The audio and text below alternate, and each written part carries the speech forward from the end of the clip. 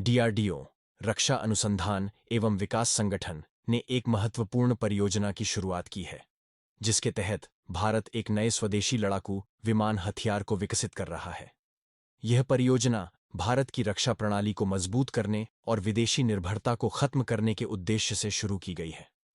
इस नए विमान में न केवल स्वदेशी पार्ट्स और कंपोनेंट्स का इस्तेमाल किया जाएगा, बल्कि इसका इंजन भी पूरी तरह से भारत में निर्मित होगा। इस नए विमान की खासियत यह है कि यह एक futuristic unmanned fighter aircraft FUFA होगा, जिसे स्टेल्थ तकनीक से लैस किया जाएगा। स्टेल्थ तकनीक की वजह से दुश्मन के रडार इसे पकड़ नहीं पाएंगे।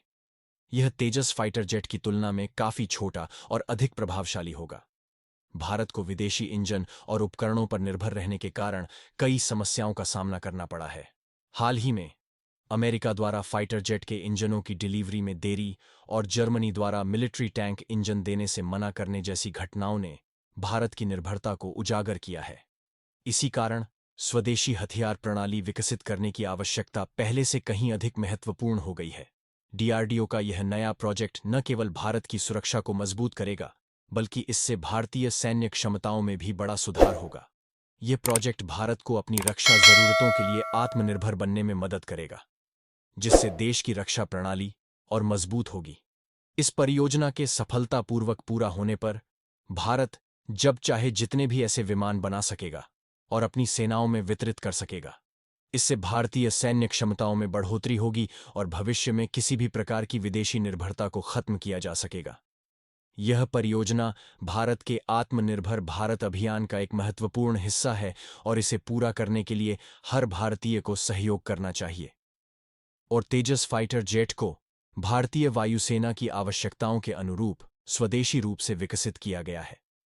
इसकी प्रमुख विशेषताओं में स्टेल्थ टेक्नोलॉजी, उन्नत हथियार प्रणाली, एयर सपोर्ट क्षमता और दुश्मन के हथियारों को हवा में ही नष्ट करने की क्षमता शामिल है। यह हल्का होने के बावजूद पूरी तरह से लोड होने पर इसका वजन लगभग 500 किलोग्राम तक हो सकता है। इसमें हिंदुस्तान एरोनॉटिक्स लिमिटेड HAL द्वारा निर्मित ATA-25 इंजन का उपयोग किया जा सकता है।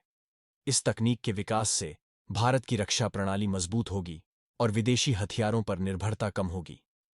यह प्रोजेक्ट सफल होने पर अन्य देशों, विशेषकर अमेरिका, की प्रतिक्रिया पर चर्चा हो रही है। वंदे मातरम। चैनल को सब्सक्राइब जरूर कर लीजिए, क्योंकि यह आपके लिए 1 सेकंड का काम है, लेकिन इससे हमारी काफी बड़ी मदद होती है।